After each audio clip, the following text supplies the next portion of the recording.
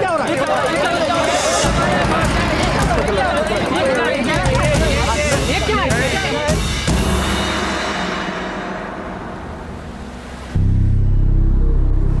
कमल, यहाँ इधर।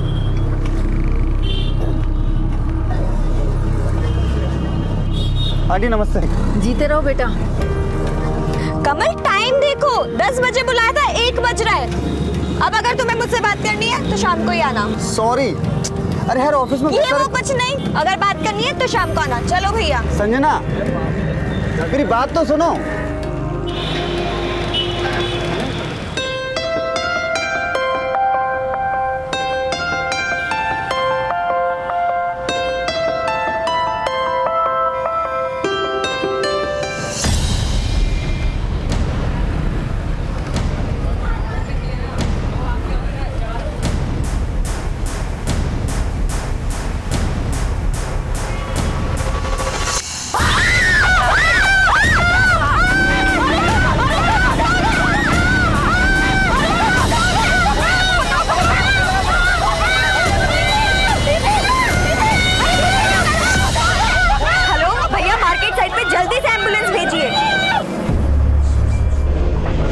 कुछ नहीं होगा, जल्दी चलिए ना प्लीज, थोड़ा जल्दी। नहीं माँ, मैं बिल्कुल ठीक हूँ, मुझे कुछ नहीं हुआ माँ, मेरे ऊपर एक बूंद भी नहीं गिरी है। हाँ माँ, मैं बिल्कुल ठीक हूँ। एक्सक्यूज मी, मैं inspector Digant Singh. Thank you so much, आपने विक्टिम की इतनी मदद की और उसे जल्दी से जल्दी हॉस्पिटल पहुंचाया। आपने उन लोगों का चेहरा देखा? नहीं सर, उन लोगों ने हेलमेट पहना हुआ था और मुझे लग रहा है कि मैंने 3-4 दिन पहले जब मैं मार्केट अपनी साड़ियाँ लेने गई थी तब भी मैंने उन्हें देखा था। कोई नंबर वगैरह नोट किया हो?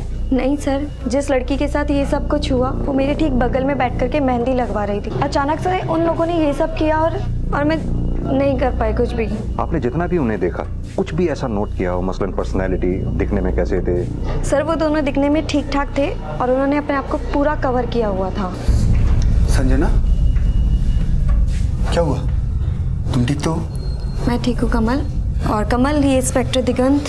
हेलो सर, मैं संजना का मंगेतर हूँ, कल ही हमारी शादी होने वाली है। My best wishes to you both. Sir मैं संजना को ले जा सकता हूँ? लेकिन संजना, अभी तो आप जा सकते हो, अगर हमें जरूरत पड़ी तो हम फिर याद करेंगे। ठीक है sir. Thank you sir. Bye.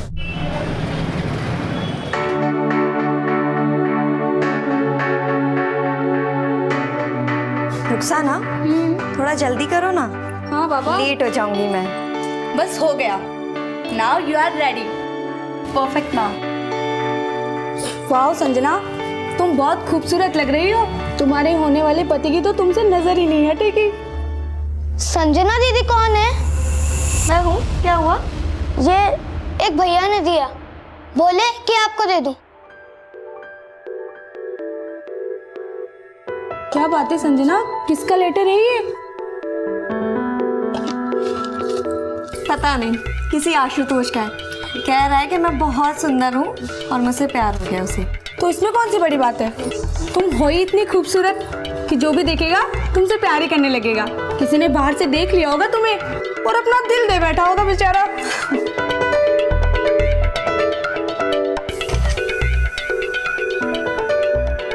Sanjana, लगता तो सुंदर रही है। चलो रुखसार, संजना को घर तक छोड़ कर आना। Okay ma'am. ठीक है, घर कोई प्रॉब्लम नहीं है उनके। Okay, thank you. Bye. Thank you, bye.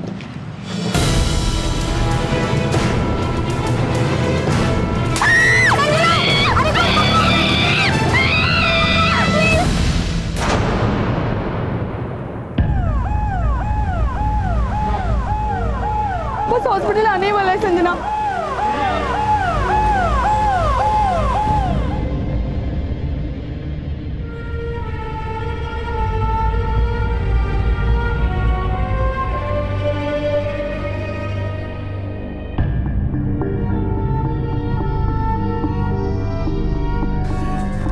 Aunty क्या हुआ संजना को?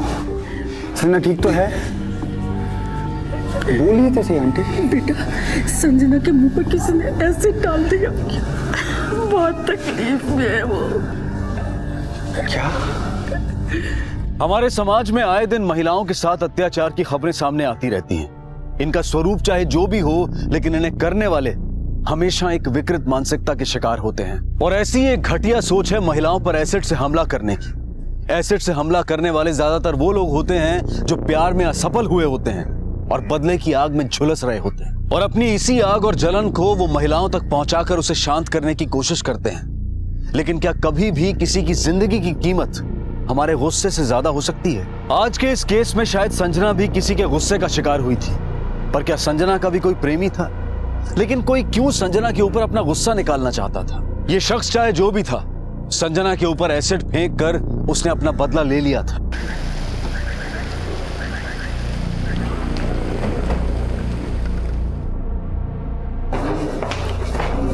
Excuse me doctor. Yes sir. Sanjana की तबीयत कैसी है? सर कंडीशन काफ़ी सीरियस है और हम लोग पूरी कोशिश कर रहे हैं। Thank you doctor. सर ये वही लड़की है जिसने एसिड अटैक के बाद एक लड़की को हॉस्पिटल पहुंचाया था। ललित, ये कौन लोग हैं जो शहर भर में घूम घूम कर लड़कियों पर एसिड फेंक कर उन्हें अपना शिकार बना रहे हैं? संजना ने 2-4 दिन पहले इन लोगों को देखा भी था। हाँ सर। कहीं यही वजह तो नहीं कि संजना ने उस लड़की की जान बचाई इसीलिए इन्होंने उस पर एसिड फेंका हो?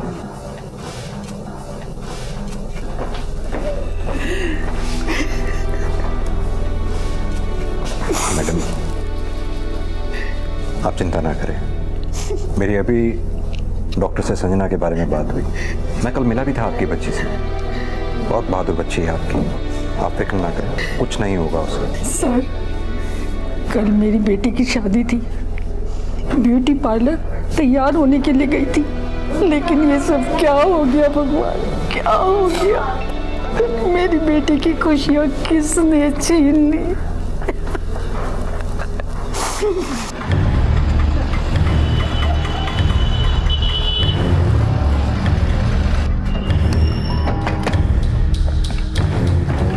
जिस वक्त संजना के साथ ये हादसा हुआ, आप उसके साथ थी? जी सर, मैं उसके साथ ही थी और उसे यहाँ से हॉस्पिटल में मैं ही ले गई।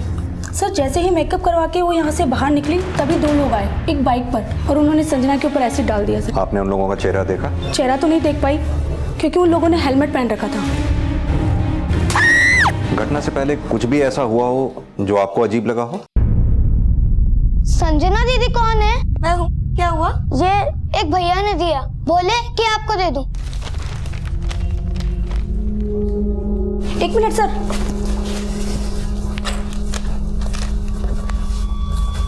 सर उस गाड़ी का नंबर की नोट किया था सर मैंने। अरे भाई हटाओ इनको, हो गई शादी वादी, हटाओ यार। अरे भाई तुमको अलग से कहना पड़ेगा क्या? हटाओ इनको भाई, चलो। अरे रुको यार, और भगवान तुम क्या खड़ी खड़ी देख रही हो? हैं हाँ। चलो हटाओ इन सबको। और शेखर अलग से कहना पड़ेगा, उठा के चल ले। अरे भाई साहब मेरी बात तो सुनिए। अरे आप सुनिए मेरी बात। देखिए अब ये शादी नहीं हो सकती। अरे हमसे गलती हो गई जो आपकी बेटी को पसंद किया। हाथ जोड़कर माफी मांग रहा हूं आपसे, माफ कीजिए। पता नहीं किन किन लोगों के संबंध थे आपकी बेटी से। अरे हमें नहीं पड़ना इन चक्करों में। जरूर उनमें से ही किसी ने यह सब किया होगा। गलती तो हमसे हो गई भाई साहब, माफी तो हमें मांगनी चाहिए आपसे। अरे मत्ती मारी गई थी हमारी जो हमने अपनी इकलौती बेटी की शादी आपके इस तलाकशुदा बेटे के साथ करने के बारे में सोचा। अरे बेटी तो क्या कोई जानवर भी नहीं भेजेगा आपके घर पे। कौन सी डिमांड हमने आपकी पूरी नहीं की, फिर भी पेट नहीं भरा आपका। मेरी बेटी पर लाछन लगाया आपने। देखिए जसवंत साहब, आपका दिमाग खराब हो गया है, और जिनका दिमाग खराब हो जाता है उनसे बहस करने में कोई फायदा नहीं। आपको जो सोचना है सोचो। चलो शेखर, ये बहुत लोगों का हिसाब क्लियर करना है। हिसाब तो अब मैं आपके साथ करूंगा। अरे छोड़ूंगा नहीं मैं, देख लूंगा एक एक को। अंकल प्लीज, मैं आपके हाथ जोड़ता हूँ अंकल, मेरी वजह से पहले इस फैमिली में बहुत प्रॉब्लम्स। मैं ये सब नहीं जानता, जीवन तो मेरी बेटी का बर्बाद हुआ है ना। देख लूंगा एक एक को, एक एक को देख लूंगा मैं। बेटा ध्यान से देखो इस लेटर को। कुछ याद है तुम्हें ये लेटर किसने दिया था पार्लर में देने के लिए? हाँ साहब, ये मुझे 2 लोगों ने दिया था, बाइक पे थे। उन लोगों का चेहरा वगैरह देखा तुमने कुछ? नहीं साहब, दोनों ने हेलमेट लगा रखा था। मुझे ये लेटर दिया, 50 रुपए थे इसको देने के लिए और मैं तुरंत दे आया। चलो, मुझे ऐसा लगता है ये सब दुश्मनी का मामला है। देखो, पहली बार जब किसी और लड़की पर अटैक होता है तो भी संजना वहीं थी, और संजना ने उन लोगों को पहले भी देखा है, और अब इन लोगों ने संजना के ऊपर ही एसिड फेंक दिया। लगता है शायद ये किसी और के लिए नहीं बल्कि संजना के लिए ही था। एक काम करते हैं, हॉस्पिटल चलकर उसके माँ बाप से मिलते हैं। तब तक एक काम करो, तुम इस बाइक की डिटेल निकालो। आधी बातें तो तभी साफ हो जाएंगी जब उस बाइक की डिटेल आ जाएगी। Okay sir. क्या आपकी बेटी संजना का किसी के साथ कोई अफेयर था या कोई उसके पीछे पड़ा हो? नहीं साहब, मेरी बेटी ऐसी लड़की नहीं थी, वो तो पढ़ने निकले वाली बच्ची थी। हमारी बेटी बचपन से ही पढ़ाई में बहुत होशियार थी। जो भी काम करती थी बहुत लगन से करती थी। जब उसके एग्जाम्स आते थे ना तो वो अव्वल आती थी।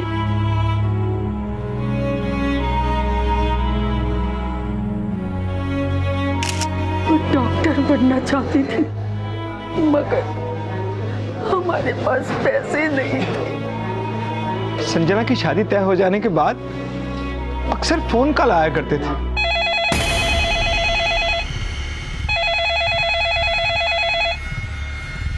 मैं बार बार बोल रहा हूँ संजना की शादी उस घर में मत करो। संजना के लिए अच्छा नहीं होगा। हमें लगा कि शायद कमल के यहाँ से किसी ने हमारे साथ ये मजाक किया, लेकिन साहब जब हमने कमल के परिवार वालों से बातचीत की तो वो लोग साफ मुकर गए। साहब आप लोग थोड़ा कड़क होके पूछिए ना तो सच्चाई सामने आ जाएगी। संजना को सैलून में किसी आशुतोष नाम के लड़के का लेटर आया था। क्या आप लोगों में से कोई किसी आशुतोष को जानता है?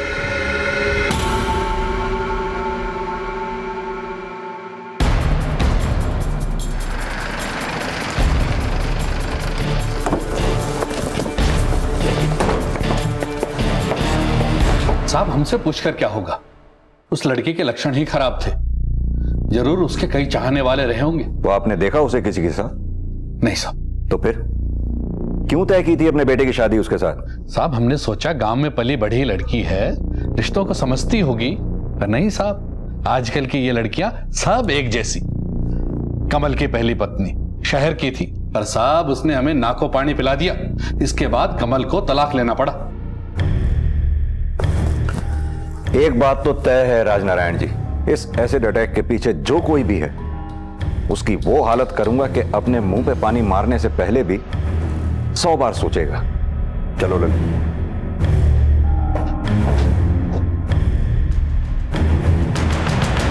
ललित एक काम करो। हाँ सर। संजना की भी बैकग्राउंड चेक करो। उसके कितने दोस्त थे, कितने लोगों से वो मिला करती थी, सब कुछ। संजना और उसके घर वालों के साथ साथ कमल और उसके घर वालों की भी कॉल डिटेल्स निकलवाओ। इससे बहुत सी चीजें साफ हो जाएंगी। हमले के वक्त उनमें से कौन कौन उसके आसपास था। Okay sir.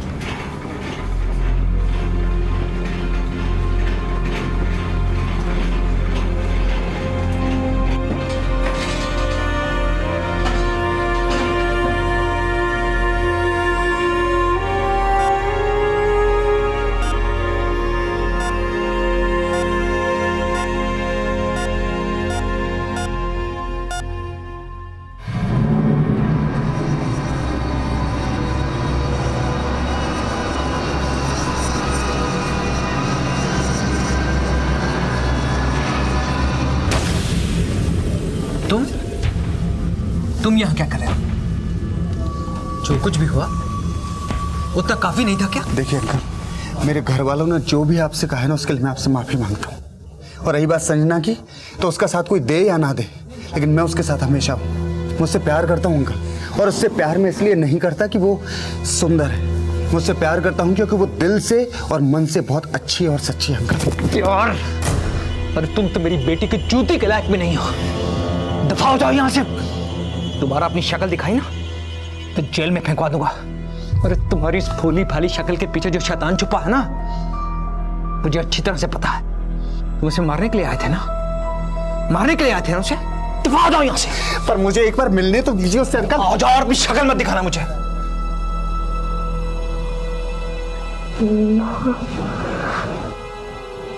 मेरा चेहरा बहुत जल रहा है माँ। मैं ठीक तो लग रही है ना माँ? आप भी मुझसे शादी करेगा माँ?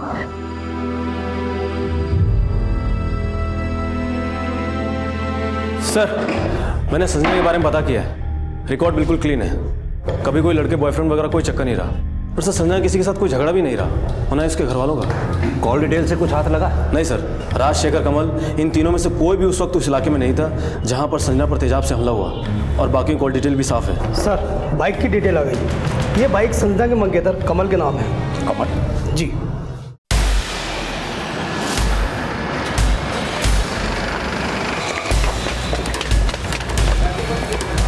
मिस्टर कमल, आइए, आपका टाइम हो गया। ललित क्या लेकिन सर मुझे बात तो बताइए, किया क्या है? बात भी बताएंगे। आप आइए सर ऐसे सर, ठीक है सर, आप साइड होइए। सर बताएंगे बताएंगे सर ऐसे नहीं, मुझे सर बात तो बताइए सर। बताएंगे सर मेरी बात तो सुनिए सर, मैंने किया क्या है सर? अंदर बैठ। सर मैं मानता हूं कि वो बाइक मेरी है, पर पता नहीं कौन कल मेरे रेस्टोरेंट के आगे से उसे उठा के ले गया सर। और सर जब तक मैं कंप्लेंट लिखा था आपने मेरे को अरेस्ट कर लिया सर। संजना को कब से जानते हो? संजना को मैं शादी तय होने के बाद से जानता हूं सर। उसके बाद हम कई बार मिले भी है, लेकिन एंगेजमेंट से पहले सर हम कभी नहीं मिले। कविता को जानते हो? कौन कविता सर? ये कविता वही लड़की है जिसपे संजना के ठीक एक दिन पहले अटैक हुआ था। सर मैं किसी कविता को नहीं जानता सर। तो फिर तुम आशुतोष को तो जरूर जानते होंगे। आशुतोष ये वही लड़का है जिसका नाम उस लव लेटर पर लिखा हुआ था, जो लेटर संजना को ठीक अटैक से पहले भेजा गया था। ये एक भैया ने दिया, बोले कि आपको दे दूं। आशुतोष? उसका इस सबसे क्या लेना देना है सर? इसका मतलब तुम आशुतोष को जानते हो। मैंने पूछा, इसका मतलब तुम आशुतोष को जानते हो। कैसे? सर वो मेरी पहली बीवी कर्मा का बॉयफ्रेंड है सर। कहाँ मिलेगा ये आशुतोष? सर मुझे नहीं पता आशुतोष कहाँ मिलेगा, पर घर में आपको बता सकती है। मेरे घर के ठीक सामने वाले मकान में रहती है सर। लगातार 2 दिन में हुई 2 एसिड अटैक्स की वारदातों की शुरुआती जांच में पुलिस को लगा कि शायद ये किसी सनकी गिरोह का काम हो सकता है, लेकिन पुलिस के लिए अब यह साफ हो चुका था कि संजना पर एसिड किसी गिरोह ने नहीं बल्कि एक ऐसे शख्स ने फेंका था जो संजना को बहुत अच्छी तरह से जानता था। पुलिस का शक सबसे ज्यादा कमल और उसके घर वालों पर था, लेकिन लेटर में लिखे आशुतोष के नाम ने इस केस को एक नई दिशा दे दी। कमल ने पुलिस को बताया कि आशुतोष उसकी पहली पत्नी गरिमा का प्रेमी था, पर आखिर गरिमा के प्रेमी आशुतोष का इस सबसे क्या कनेक्शन हो सकता था? सर कमल को तो लड़कियां शुरू से ही पसंद नहीं थी। मैं जितना उसके पास जाने की कोशिश करती वो उतना ही मुझसे दूर जाता। तुम बोलते क्यों नहीं?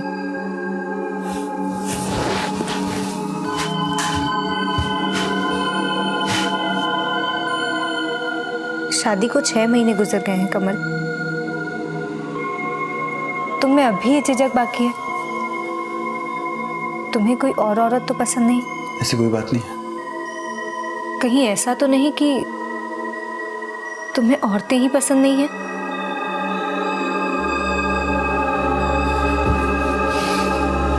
शादी के वक्त जिस आदमी से तुम्हारे रिश्ते थे, आशुतोष, वो कहाँ है? उसका लव लेटर हमें संजना के पास से मिला है। सर आशुतोष से मैं अपनी एक फ्रेंड प्राजक्ता की बर्थडे पार्टी में मिली थी। वो NRI था, पैसे वाला भी था, पर फिर वो लंदन चला गया। उसके पास मेरे लिए कभी वक्त नहीं था सर, इसीलिए हम दोनों अलग हो गए सर। उसने सिर्फ मेरा इस्तेमाल किया। आखिरी बार कब मिली थी उससे? बहुत पहले, पर मैंने सुना है कि वो लंदन में है। अगर आशुतोष लंदन में है तो वो कमल की मंगेतर के साथ ऐसा क्यों करेगा जिसके साथ उसका दूर दूर तक कोई नाता ही नहीं? अगर आशुतोष लंदन में है तो वो कमल की मंगेतर के साथ ऐसा क्यों करेगा जिसके साथ उसका दूर दूर तक कोई नाता ही नहीं? सर एक बार कमल और आशुतोष के बीच एक होटल में झगड़ा हुआ था। उस वक्त कमल डिवोर्स फाइल कर चुका था। हम दोनों अलग अलग रह रहे थे, मैं और आशुतोष साथ थे। पता नहीं कमल को कैसे पता चल गया और वो उस दिन वहां आ पहुंचा। तेरी अरे चल मेरे साथ, तुझे उसका नंबर है तुम्हारे पास? सर मैं बहुत वक्त से उससे टच में नहीं हूँ, लेकिन मेरे पास उसका एक पुराना नंबर है।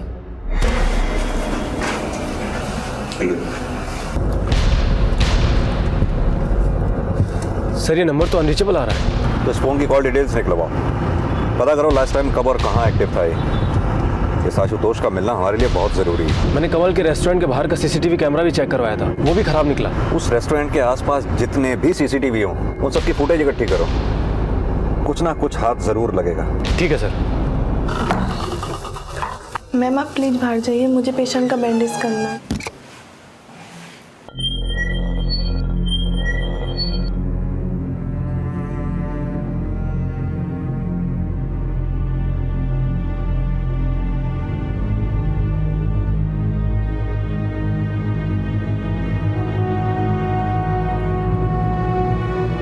संजना तुम आराम करो, मैं मेडिसिन लेके आती हूँ।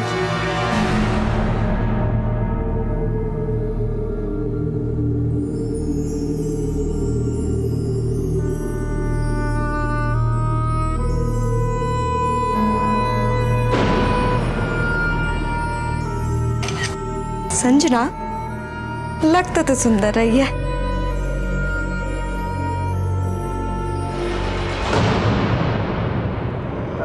मुझे छुट्टी चाहिए थी। नहीं, गांव जाना था। बस 1 हफ्ते तक काम कर पाऊंगा, उसके बाद नहीं कर पाऊंगा। ठीक है? लेकिन सर मुझे बात तो बताइए, किया क्या है? बात भी बताएंगे आप आइए। सर ऐसे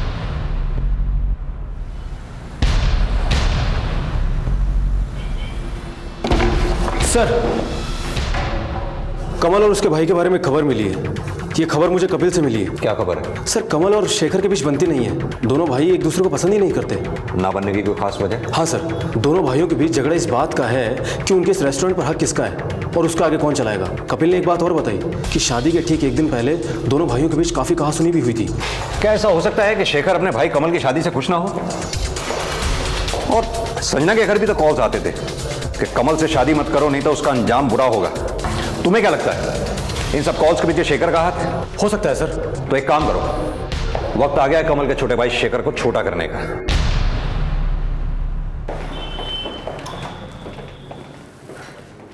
क्या रे शेखर, सुना है ये रेस्टोरेंट तेरे भाई कमल का है? तू यहां नौकरी करता है? ऐसा आपको किसने कहा? इस रेस्टोरेंट का मालिक तो मैं हूं। अच्छा, तो इस बात को लेकर झगड़ा हुआ था दोनों भाइयों में? देखिए सर, कमल इस धंधे के लायक नहीं है।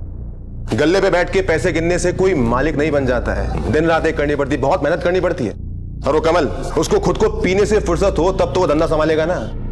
उसकी खुद की बीवी से नहीं बनती है। और आशुतोष, उसकी किस किस से बनती थी? आशुतोष को मैंने कभी देखा तो नहीं है, मगर हाँ, उन दोनों का आपस में कुछ था। जैसे मैं कैसे बताऊं सर, ये तो उन दोनों का आपस का मामला है। और वैसे भी मेरी भाभी के चाहने वाले गई थे, किसका नाम याद रखूंगा। मैं इसके बारे में ज्यादा कुछ नहीं जानता हूँ, बस इतना जानता हूँ कि वो हमारे परिवार का एक बहुत बुरा हिस्सा थी जो अब नहीं है।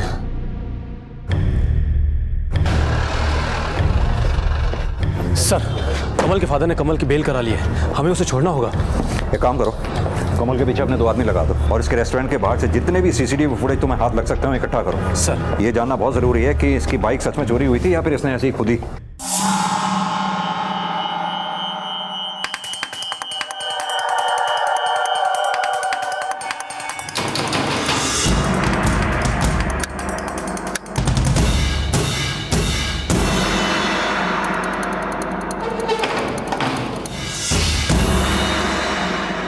सर, ये देखिए, रेस्टोरेंट के सामने एक ज्वेलरी शॉप है जिसके सीसीटीवी कैमरे में रेस्टोरेंट के बाहर से जो कमल की बाइक चोरी हुई थी उसकी फुटेज मिली है। एक मिनट, जूम करो। बाइक तो कमल की ही है। इस आदमी को दिखाओ जरा।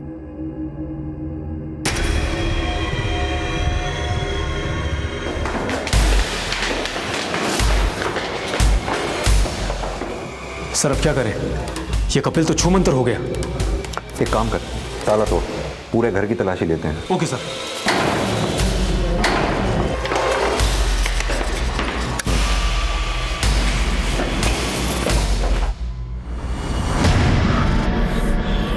एक मिनट,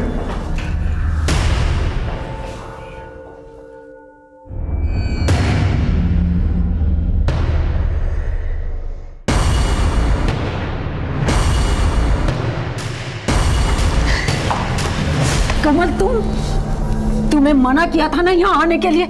मेरी बेटी को बर्बाद करके तुम्हें अभी चैन नहीं मिला। जो कुछ भी हुआ है ना, इसमें मेरा कोई दोष नहीं आंटी। और फिर मैं ऐसा क्यों करूंगा? आंटी मैं आज भी संजना को बहुत प्यार करता हूँ। मैं कुछ सुनना नहीं चाहती हूँ। बेहतर यही होगा कि तुम यहाँ से खुद चले जाओ, वरना मुझे पुलिस या सिक्योरिटी को बुलाना पड़ेगा। जाओ यहाँ से।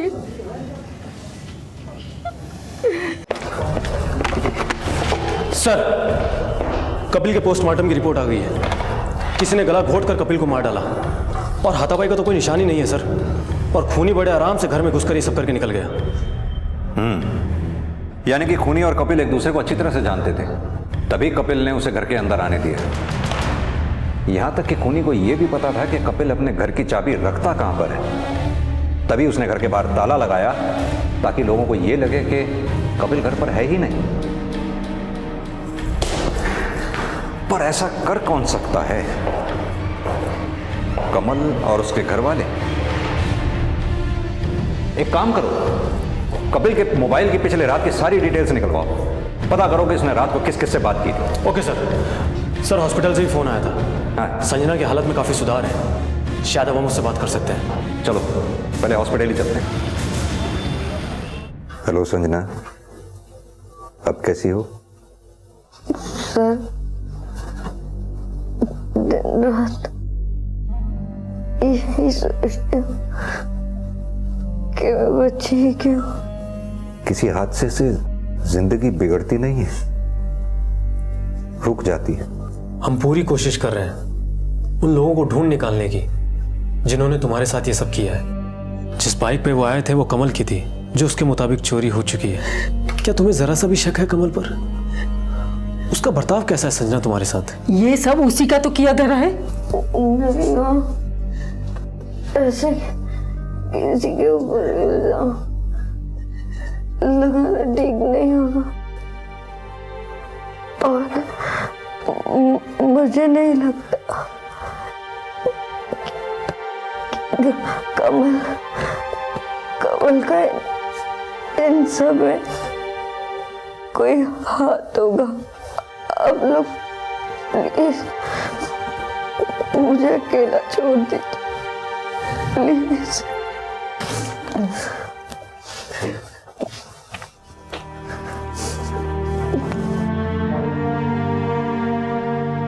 कमल, तुम मुझे पसंद तो करते हो ना? क्या हुआ, बोलो ना। संजना, मैं बातों से इजहार करने वाला आदमी नहीं हूँ, मैं करके दिखाने वाला आदमी हूँ। और वक्त आने पर तुम्हें एहसास हो जाएगा कि मैं तुम्हें कितना प्यार करता हूँ।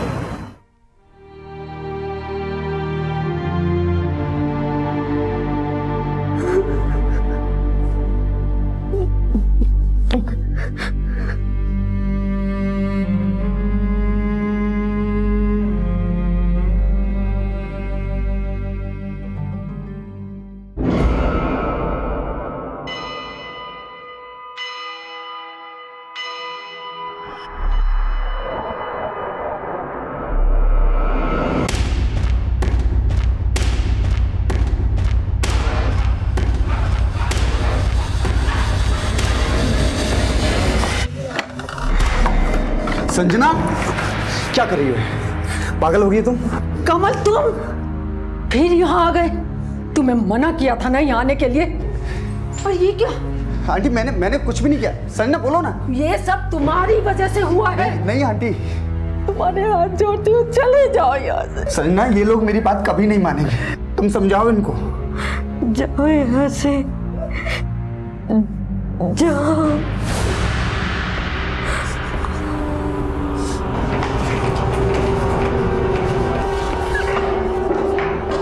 सर, आशुतोष का नंबर काफी वक्त से बंद है, पर हमें उस नंबर से उसके घर का पता चल गया है। ललित सर उसे अरेस्ट करने के लिए गए।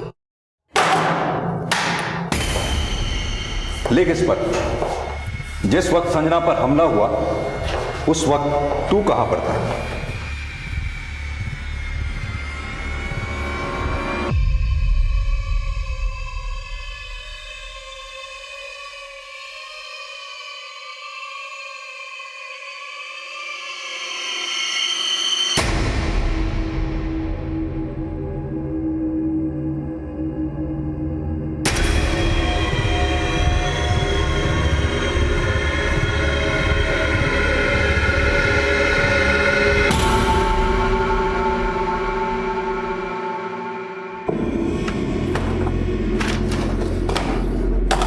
मतलब ये लेटर तूने लिखा था संजना को। बता तेरा क्या कनेक्शन है संजना के साथ? सर मेरा किसी के साथ कोई कनेक्शन नहीं है। कमल को लेकर गरिमा के साथ मेरा झगड़ा हुआ था, लेकिन मैं इतना गिरा हुआ इंसान नहीं हूं कि उसकी मंगेतर के साथ ये सब कुछ करूंगा। वैसे ये लव लेटर्स मैं गरिमा के लिए लिखा करता था When I was in London, और ये लेटर उन्हीं में से एक है। तो फिर ये लेटर संजना तक कैसे पहुंचा? सर मैं नहीं जानता, मुझे नहीं पता, और ये लेटर गरिमा के पास होने चाहिए थे। एक बात बता, तेरा और गरिमा का रिश्ता टूटा क्यों? सर हम दोनों लॉन्ग डिस्टेंस रिलेशनशिप में थे और उससे ये बात पसंद नहीं थी, इसीलिए मैंने आगे बढ़ना ठीक नहीं समझा। सर तब से अब तक मैं गरिमा के टच में भी नहीं हूँ। करीब 1 साल हो चुका है और ये जो नंबर उसने आप लोगों को दिया है वो भी मेरा पुराना नंबर था।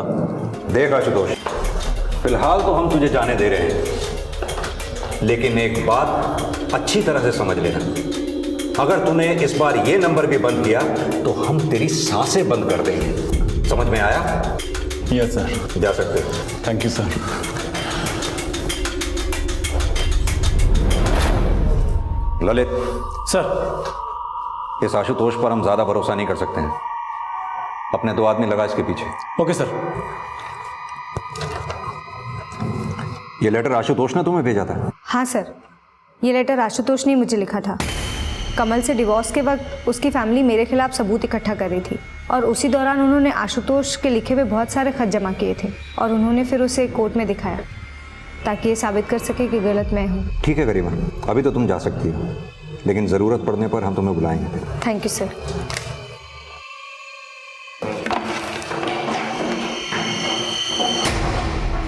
सर कपिल के कॉल रिकॉर्ड में एक नंबर मिला है। जिस दिन संजना पर अटैक हुआ था उस रोज कपिल इस नंबर पर बहुत ज़्यादा बातचीत कर रहा था।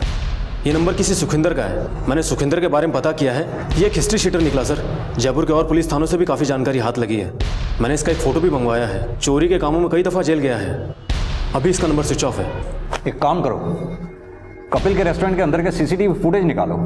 ये सुखविंदर ज़रूर कपिल को जानता होगा या उसके रेस्टोरेंट में आया गया होगा, और ये भी पता लगाओ कि किस किस के टच में था।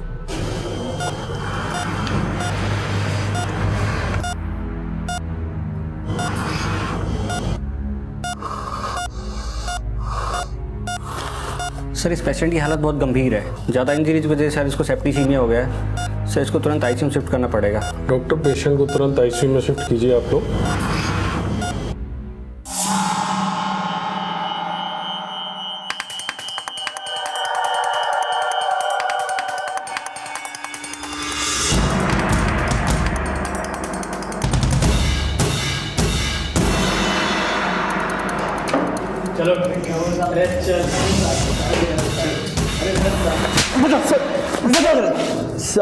साहब मुझे कुछ नहीं पता साहब, मैं बिल्कुल बेकसूर हूँ, मुझे कुछ नहीं पता साहब।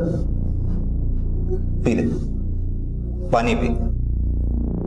टेंशन मत ले, क्योंकि इसके बाद भी तुझे अभी नशा होगा पुलिस के डंडे का। पता कहाँ है तेरा दोस्त? साहब वो तृष्णा बार में मिलेगा साहब, वहाँ पे वो अक्सर आते जाते रहता है। रीमा नाम की कोई डांस करती है वहाँ पे सर, वो उसी के साथ रहेगा। चलो ये तो साइड में। क्या होगा साहब? अरे चल साहब मुझे नहीं पता, साहब मुझे कुछ नहीं पता। जब तक तू बोलेगा नहीं तब तक ऐसे ही डंडे पड़ते रहेंगे, समझा? साहब मुझे कुछ नहीं पता। सब पता चलेगा अभी, सब पता चलेगा। बताता हूँ साहब, सब बताता हूँ। बता। वो कपिल है ना, उसने बाइक चोरी किया था बाहर के सामने से साहब, उसी ने मुझे बाइक दिया था साहब। उस दिन नई बाइक चला रहा था साहब, मैं भी इस प्लान में था साहब। साहब मैंने ये सब पैसों के लिए किया साहब, मैं सच कहता हूँ संजीता पे मैंने तेजाब नहीं फेंका साहब। तो फिर किसने फेंका था? मैं तो उस दिन केवल बाइक चला रहा था साहब। देख सच सच बता दीदी, अगर कुछ जानता है तो बोल।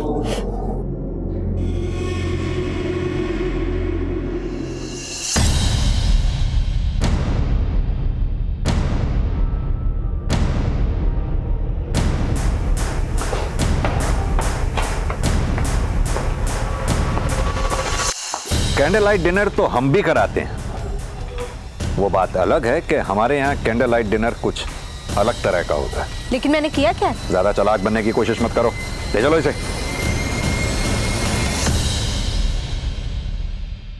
अब ज्यादा चालाकी दिखाने की जरूरत नहीं है गरिमा। जितना दिमाग का कम इस्तेमाल करोगी उतनी तकलीफ कम होगी।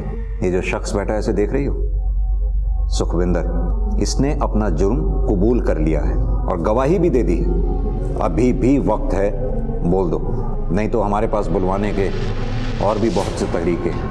बताओ क्यों फेंका था एसिड? मैं कमल और उसके परिवार से बदला लेना चाहती थी। मैंने कसम खाई थी मैं कमल को दूसरी शादी कभी नहीं करने दूंगी।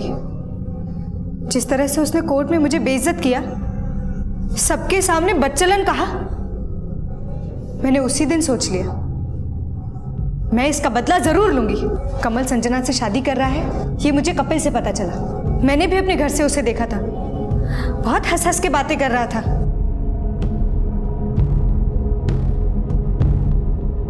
मैं उसे किसी कीमत पर हंसता हुआ नहीं देख सकती थी। मेरे ही कहने पर कपिल ने संजना के बारे में पता लगाया। मैंने ही संजना को धमकी भरे फोन करवाए। मैं बार बार बोल रहा हूँ संजना की शादी उस घर में मत करो, संजना के लिए अच्छा नहीं होगा। लेकिन ये हथकंडा भी काम नहीं आया। फिर मैं सुखविंदर से मिली। सुखविंदर पहले ही गलत कामों में था, पुलिस से भाग रहा था। मुझे लगा इसका इस्तेमाल करके मैं अपना उल्लू सीधा कर सकती हूँ। कपिल मेरे ही कहने पर सुखविंदर से रेस्टोरेंट में मिला और फिर सुखविंदर के साथ मिलकर मैंने ही संजना पर 2 बार एसिड फेंकवाया।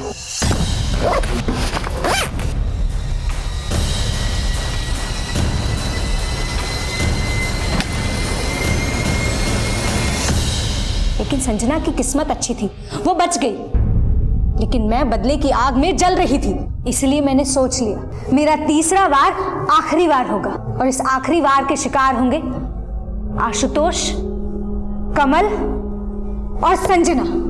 इसलिए मैंने कमल की शादी के 1 दिन पहले उसकी बाइक चोरी करवाई ताकि पुलिस का सबसे पहला शक कमल पर जाए। मेरा इस्तेमाल करने के बाद आशुतोष लंदन चला गया। मैंने कितनी बार उससे कहा लौट आओ, लेकिन वो लंदन में बिजी था।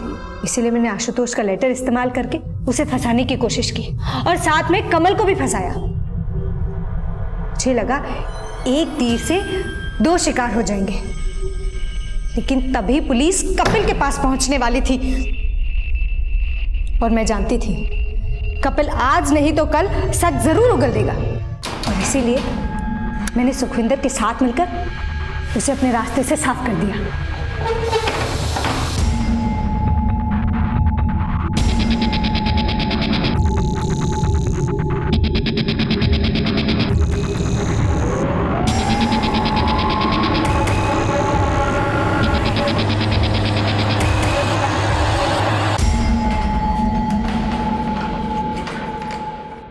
कमाल है गरिमा, तुम खुद एक औरत होकर एक औरत पर एसिड कैसे फेंक सकती हो?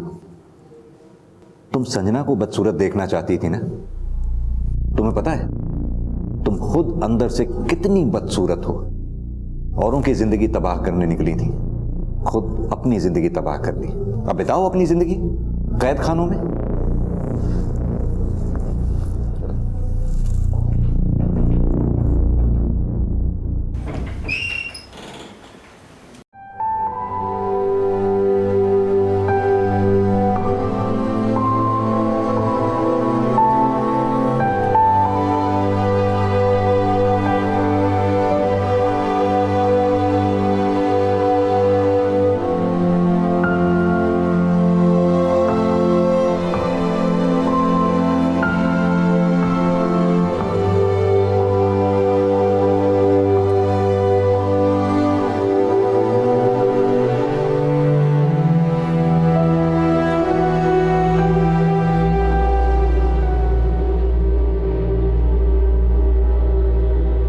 एक औरत होते हुए भी गरिमा ने यह बिल्कुल नहीं सोचा कि उसके ऐसा करने से संजना की जिंदगी हमेशा के लिए बर्बाद हो जाएगी।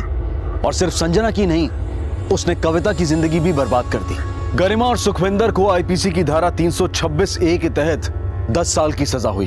हम सलाम करते हैं उस शख्स को जिसने ऐसी मुश्किल घड़ी में भी संजना का साथ नहीं छोड़ा। कमल को इस बात से कोई फर्क नहीं पड़ता कि संजना अब कैसी दिखती है। कमल अब भी संजना के साथ डट कर खड़ा है और आगे भी वो जिंदगी के हर पड़ाव पर उसका साथ देगा। ईर्ष्या, बदले की भावना, गुस्सा, ये सभी इंसानी फितरत के लिए अभिशाप है। ये ऐसी भावनाएं हैं जो इंसान को अपनी कमियों से रूबरू नहीं होने देती। नतीजा हम सिर्फ दूसरों के लिए नहीं बल्कि अपने आप के लिए भी घातक बन जाते हैं। इसलिए जरूरी है कि हम कभी भी अपने अंदर इन भावनाओं को पनपने ना दें। जिंदगी को एक बेहतर अंजाम देने के लिए हमें अपने अंदर झांकना होगा और अपनी कमियों को सुधारना होगा।